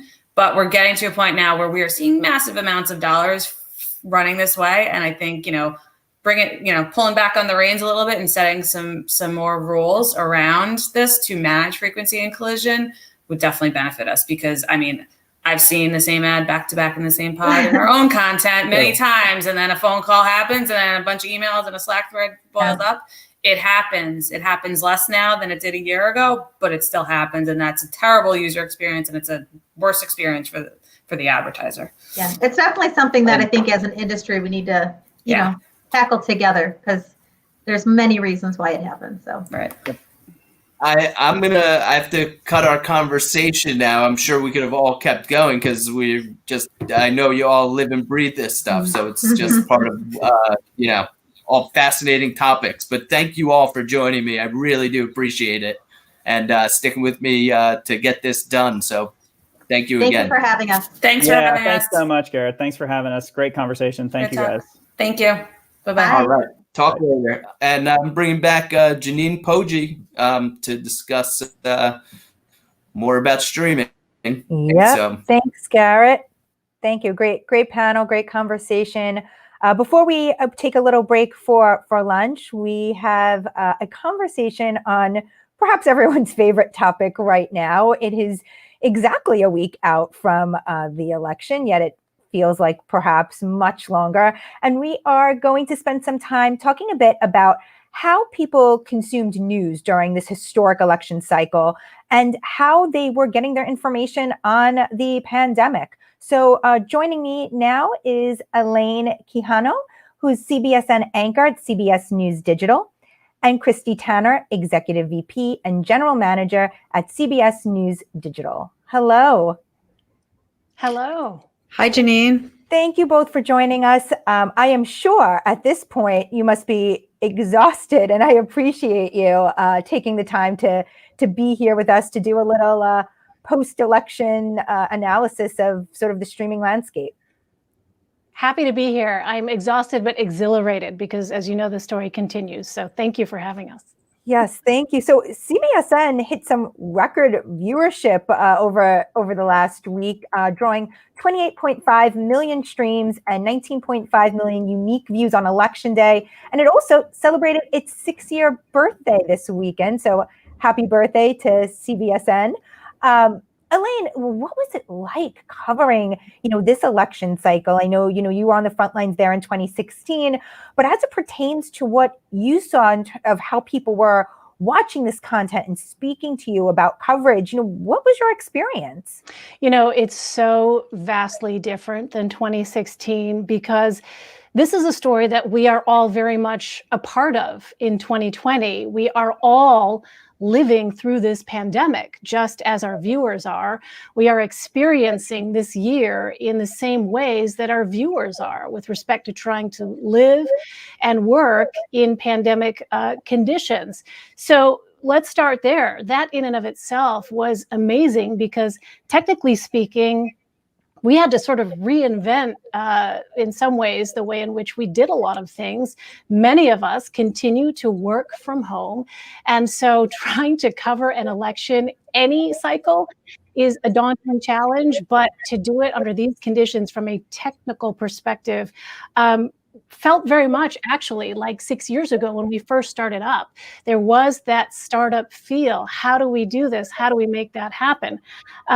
So I also think, though, because of that, our team was really well positioned because we're used to bringing people, newsmakers, voices in ways that you might not see on broadcast. We, long before the pandemic, were using Skype, we were using FaceTime, we were using phoners if that's the way we needed to get at people to bring our viewers that content, the context, the reporting, the analysis.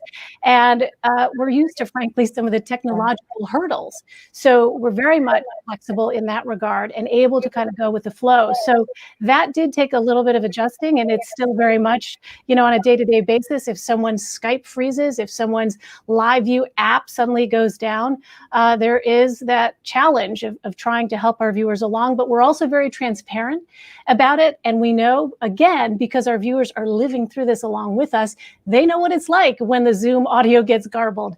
They know what it's like when someone forgets to unmute.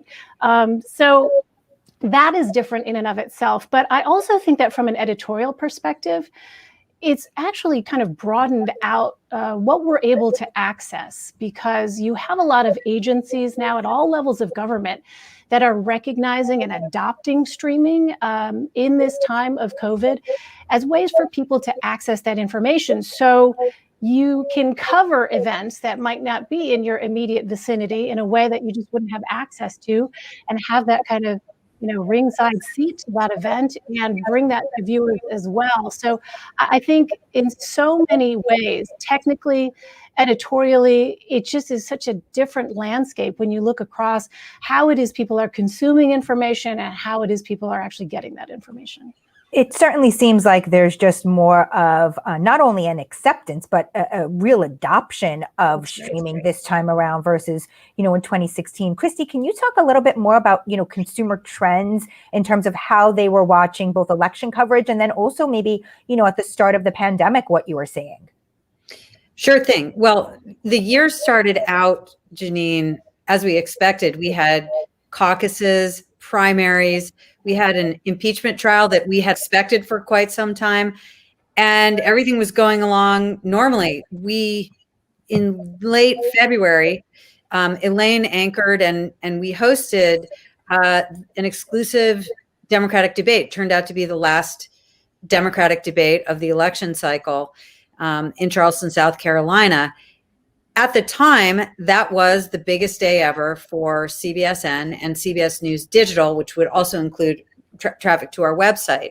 So, we drew a huge 20 million plus audience that night to an exclusive event. I think the difference with Election Day, where we also had numbers in 20 million plus, is that it wasn't exclusive. It was streaming everywhere. And we still drew more than 20 million people. So we have seen growth across all platforms. One of the entry points for us is that we have local versions of CBSN in 10 of the cities in which we own and operate local TV stations. So Boston, LA, San Francisco, Minneapolis, Pennsylvania, Pittsburgh, and Philly. We were in the center of the bullseye last week. And we also launched in more than 90 countries while we were in lockdown. We had been planning to launch our apps globally for some time, and we were able to achieve everything that we wanted to achieve technologically while we were all working remotely. So that also is adding and drawing to our audience.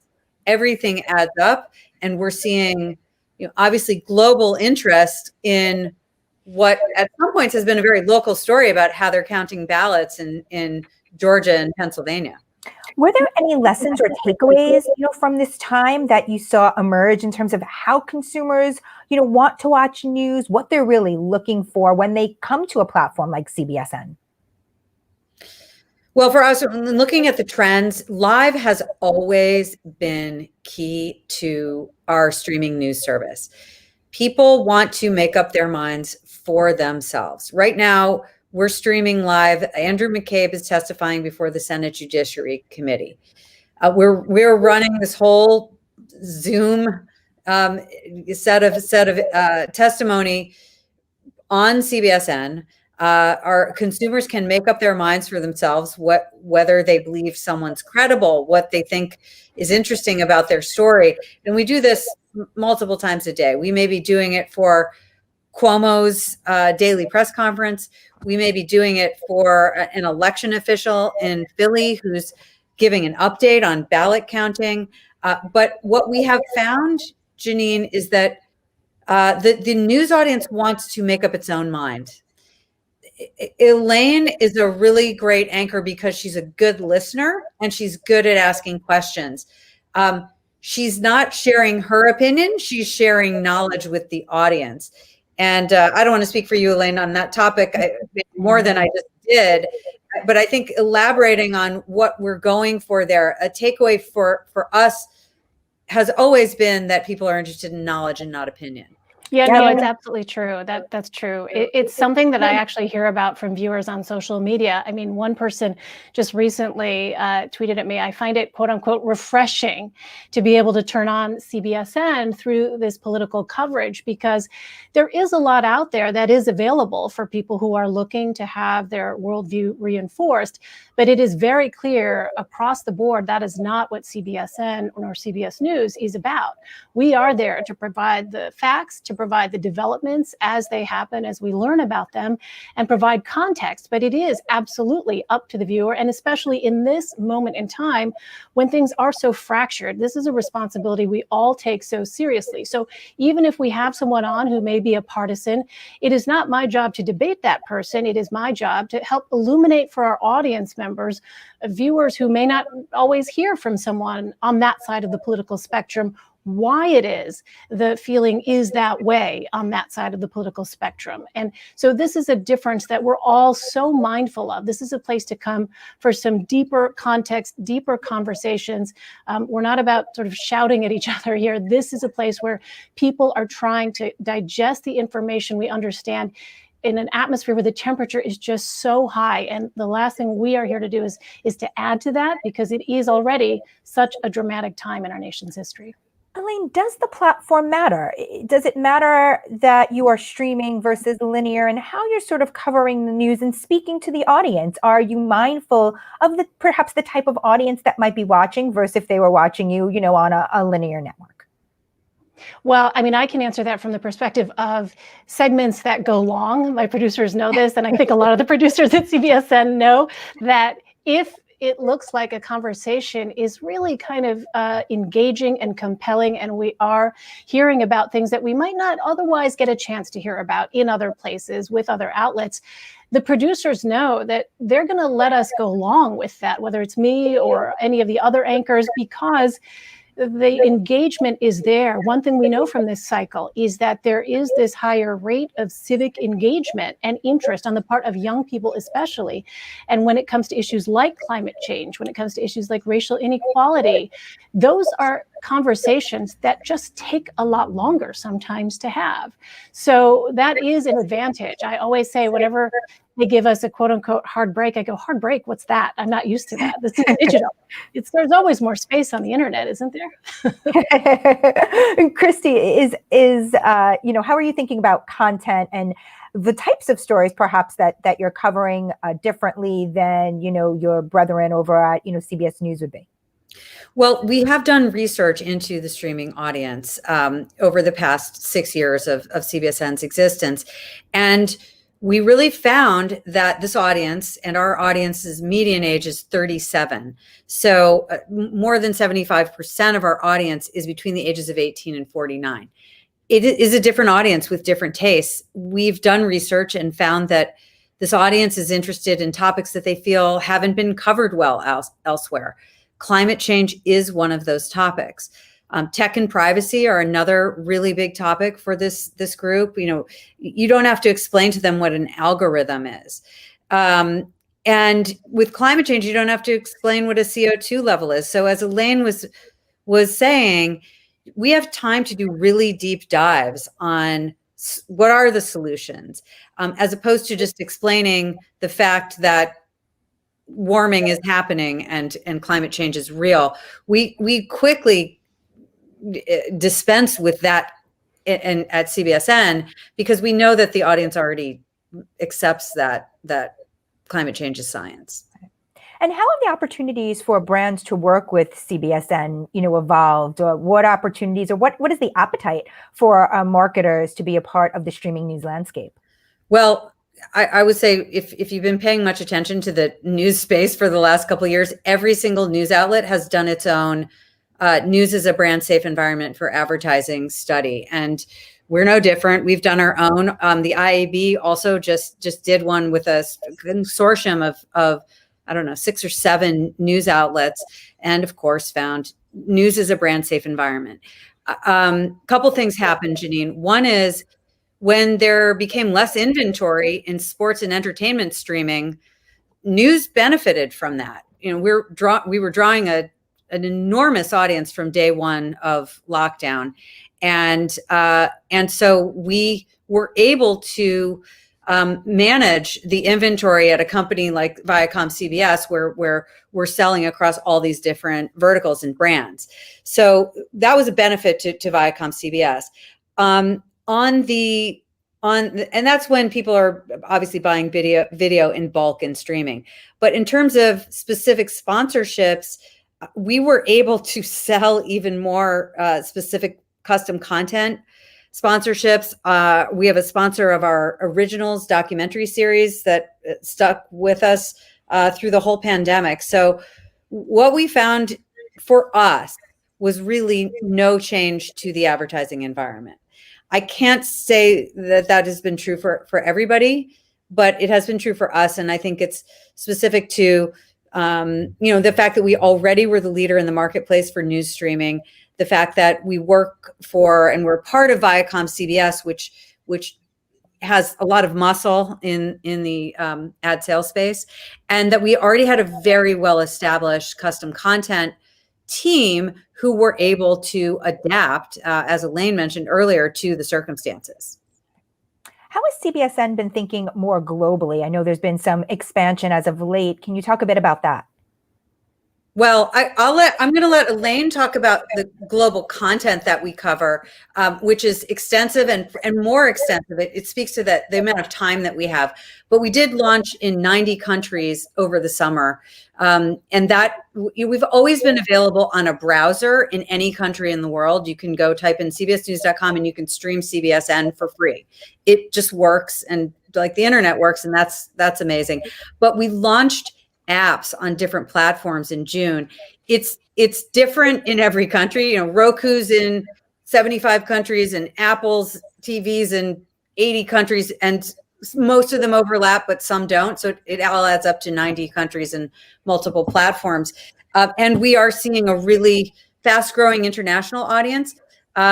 Australia, Canada, UK, Mexico are typically our number one international countries. But with these new app launches, we're seeing Germany, Singapore, Hong Kong, Malaysia spiking during big events. So it's really fascinating to watch. I'm not sure that I have the full interpretation of what that means, but what we did see Jamaica spiking when we had big Kamala Harris news. So Elaine, maybe you could speak to the content and just what that means from how you're thinking about coverage. Yeah, well, so it's really interesting. Just on election day, in fact, our René Inocencio, who is our CBS News Asia correspondent, tweeted, and he had a screen grab with CBSN. This was, in the midst of election coverage, and we're all sort of trying to make sense of what we're seeing and trying to figure out the timing, and you're in the midst of this. But that tweet sort of stopped me because I realized he is tweeting that from Beijing. And he is up and he is watching and he is paying attention. And I just thought about that for a moment, and it gave me a moment to kind of focus on the bigger picture here. For as much as obviously we are serving a domestic audience, now more than ever, as Christy just spelled out, there is a global audience as well. And there are global perspectives that need to be included in some of these, especially political conversations that we're having. So what does that mean? It means that let's go ahead and talk about what is happening from the Iranian viewpoint. Let's talk about what is happening with respect to, how it is that our allies may be feeling in this moment. There are other places that we can go editorially now that we might not have thought about quite as much. I mean, we always obviously would have covered the global perspective and how it is that America's allies and adversaries see us.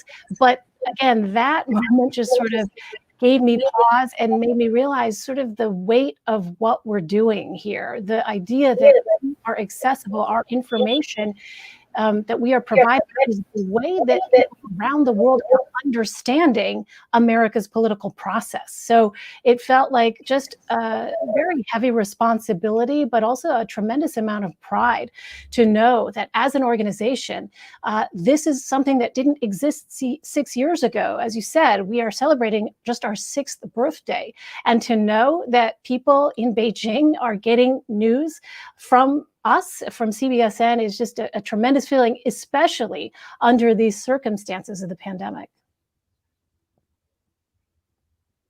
Christy, what are you looking at moving into 2021? How do you maintain this momentum and sustain the current momentum moving forward? Are there specific areas of growth that you're exploring? Well, one of the areas, Jeanine, is that Viacom CBS is launching Paramount Plus. So we're rebranding what has been CBS All Access, the SVOD service, into Paramount Plus. And news is going to be a big part of that service. Sports, news, and a mountain of entertainment is the slogan. And so I do expect, with the level of focus that the company is putting on Paramount Plus, that will be a source of growth for us. Additionally, we are just launching on more platforms. Distribution has been a great source of growth for us. And frankly, you kind of don't know what platform's really going to take off. And I'll give you an example from a few years ago. The same summer, it was maybe 3 or 4 years ago, we were approached by Pluto, Zumo, and Fubo in Iran. And at the time we thought, well, who are these guys? Turned out, we launched on all three and they took off. Pluto particularly took off.